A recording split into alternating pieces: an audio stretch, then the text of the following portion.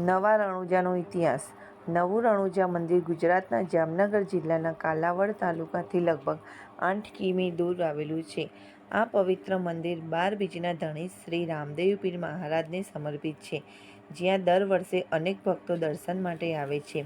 હીરા ભગતની લોકવાયા લોકોની માન્યતા મુજબ હીરાબાપા ધોળ તાલુકાના માનસર જારિયા ગામના મૂળ વતની હતા.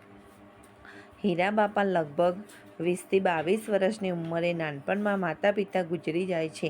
તેથી નિરાધાર થઈને હીરાબાપા ખેતીવાડીના રખોપાનું કામ કરે છે. હીરાબાપા રામદેવ પીરની ભક્તિમાં અંદાજે 10 થી 12 વર્ષની ઉંમરે લગની લાગેલી હતી. તેમને ધૂન લાગી કે હવે કામ છોડીને પોકરણગઢમાં ભગવાનની સેવા કરવા જઉં છું. ત્યાં ખૂબ સેવા કરીશ એમ કહીને હીરાબાપા પોકરણગઢ જાય છે અને હીરાબાપા ખૂબ સેવા કરે છે. અને એવું બને છે, એક રાત્રે 12 વાગે હીરાબાપાને રામદેવજી મહારાજ પરચો આપે છે અને બાવડું ઝાલીને બેઠા કરે છે અને કહે છે, હીરા ભગત, તારી સેવા પૂરી થઈ. હવે તું જ્યાં જઈશ ત્યાં હું તારી સાથે આવીશ. તું ધારીશ તે કામ હું પૂરા કરીશ. હીરાબાપા રામદેવ પીરને કહે છે, હું જાઉં તો શું, પણ તમે મને દર્શન દીધા એવું હું સાબિત કેવી રીતે કરું? પછી રામદેવ પીર મહારાજ સૂકી પીપળાની ડાળી આપે છે. જ્યાં તું રોકાઈશ ત્યાં લોકોને કહીશ કે આ લાકડું વાવી દેજે, આમાંથી મોટું પીપળાનું ઝાડ ઉગશે. ત્યાં લોકો તારા દર્શન અને મારી કૃપાને માની લેશે. હીરાબાપાએ એમ જ કર્યું.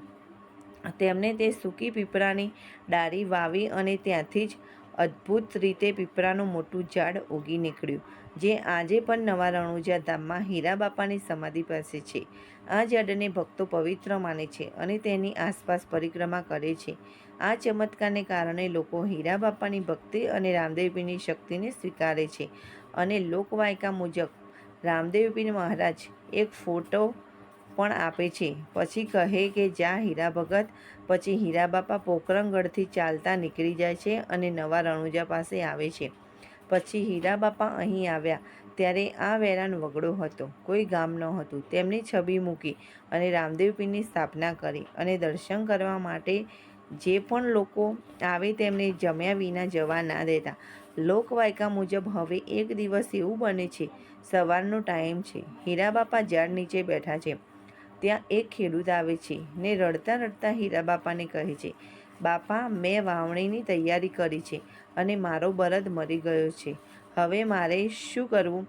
તો હીરાબાપા કહે છે, ખેડૂતને તું ઘરે જઈને જો બળદ જીવે છે. પછી ખેડૂત ઘરે જાય છે અને જુએ છે તો બળદ ખરેખર જીવતો હતો. આવી રીતે રામાપીર મહારાજના ઘણા પરચા આ જગ્યા પર આપેલા છે એવી લોકવાયકા છે. હીરા ભગત. બીજે એક લોકવાયકા. એક વખત એવું બને કે લોકમાન્યતા એક દિવસ વાણિયાભાઈ પરિવાર સાથે અહીંથી નીકળે છે અને વાણિયાભાઈની ગાડીમાં ડીઝલ ખતમ થઈ જાય છે અને બાજુમાં જુએ છે, આ રામદેવ પીરની જગ્યા દેખાય છે. વાણિયાભાઈ પરિવાર સાથે આવે છે અને હીરાબાપાના પગે લાગીને વાત કરે છે, મારી ગાડીમાં ડીઝલ પૂરું થઈ ગયું. તો હીરાબાપા કહે છે, બાજુના તળાવમાંથી પાણી નાખી દે. વાણિયાભાઈ કહે છે, બાપા, પાણીથી થોડું ગાડી ચાલે? હીરાબાપા કહે છે, 12 બીજના ધણી એવા રામાપીર મહારાજ અહીંયા બેઠા છે, તારા ઘર સુધી ગાડી અટકાવવા નહીં દે તો માનજે. અને પછી વાણિયાભાઈ ગાડીમાં પાણી નાખી દે છે અને ચમત્કાર જુઓ, આ પાણી નાખેલ ગાડી એમના ઘર સુધી પહોંચી જાય છે. પછી વાણિયાભાઈએ વિચાર આવે, વનવગડામાં મંદિર બહુ નાનું છે તો હું આ રામદેવ પીર મહારાજનું મંદિર બનાવી દઉં. પછી વાણિયાભાઈ આવે છે, દર્શન કરે છે અને મંદિર બંધાવે છે. જૂનું મંદિર રામદેવ પીર. નવા રણુજા. વાણિયાભાઈએ મંદિર બંધાવ્યું હતું. તેમની બીજી ભાવના હતી કે એક દિવસ હજારોની પાંગત જમશે અને આજે રામદેવ પીર તે પૂરું કર્યું. અહીં દુખિયાઓના મનોરથ પૂરા થાય છે, સંતાનો ન હોય તો આપે છે, લગડા હોય તો ચાલતા થાય છે, નિરાધારને ધંધો મળે છે એવી લોકમાન્યતા છે.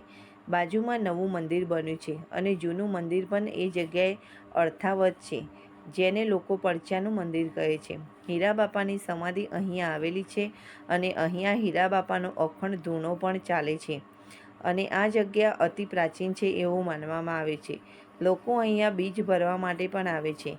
ધજા સ્તંભ છે જ્યાં લીલા નિજાદારી રામાપીરની ધજા ફરકે છે. લાખો શ્રદ્ધાળુઓ માનતા પૂરી કરી 52 ગજની ધજા ચડાવે છે. મંદિરની બાજુમાં ભક્તો માટે દુકાન આવેલ છે. અહીં પૂજા સામગ્રી, નારિયેળ, ફૂલહાર, ધ્વજ, પ્રસાદ તેમજ અન્ય બાળકો માટે રમકડા, ધાર્મિક વસ્તુઓ સરળતાથી મળી રહે છે. આ સિવાય મંદિરમાં આવતા ભક્તો માટે ભોજન પ્રસાદી, પાણી, બેસવાની વ્યવસ્થા અને આરામ માટે અને રાત્રિ રોકાણ માટે રૂમ અને ઓસરીની પણ સુવિધા આવેલ છે. નવા રણુજા રામદેવ પીરનું નવું મંદિર. ગૌશાળામાં ગીરની ગાયો છે જેને દૂધ અહીં જ વપરાય છે. ચા, છાશ પ્રસાદ માટે. અહીં બપોરે અને સાંજે ભોજન ચાલે છે. આરતી પછી સાંજે શરૂ થાય છે અને ઘણા લોકો પ્રસાદ ભોજન લે છે. સવારે 11 થી 2:30 વાગ્યા સુધી ચાલે છે અને સાંજના ટાઈમમાં 8 થી 10 વાગ્યા સુધી ભોજન પ્રસાદ શરૂ હોય છે. ખાસ કરીને ભાદરવા નોમ, દસમ અને 11સનો 3 દિવસનો મેળો અહીં મોટી સંખ્યામાં ભક્તો એકત્ર થાય છે. એવી માન્યતા છે કે અહીં દેશ વિદેશથી શ્રદ્ધાળુઓ આવે છે અને જય શ્રી રામદેવ પીર મહારાજ. રામાપીરનો ઇતિહાસ. રણુજા રામાપીરનો જન્મ રાજસ્થાનના બાડમેર જિલ્લાના કાશ્મીર ગામ ખાતે થયો હોવાનું માનવામાં આવે છે. રામદેવરા રાજસ્થાનના જેસલમેર જિલ્લાના પોખરણગઢ નજીક આવેલું છે. આ સ્થળે ભાદરવા સુદ બીજ રામદેવ જયંતિ પર ભવ્ય મેળો અને ભક્તોની ભારે ભીડ જોવા મળે છે, જ્યાં દર વર્ષે લાખો શ્રદ્ધાળુઓ ગુજરાત અને રાજસ્થાનથી આવે છે. રામદેવરા વિશે મુખ્ય વિગતો. સ્થાન જોધપુરથી જેસલમેર માર્ગ પર પોખરણથી આશરે 12 કિમી દૂર આવેલું છે. અહીંથી 1442માં બાબા રામદેવજીએ 33 વર્ષની ઉંમરે જીવંત સમાધિ લીધી હતી. મંદિર. રામદેવરા 1931-1939માં બીકાનેરના મહારાજા ગંગાસિંહે અહીં ભવ્ય મંદિરનું નિર્માણ કરાવ્યું હતું. રામદેવરાને રણુજા નામ તરીકે પણ ઓળખવામાં આવે છે.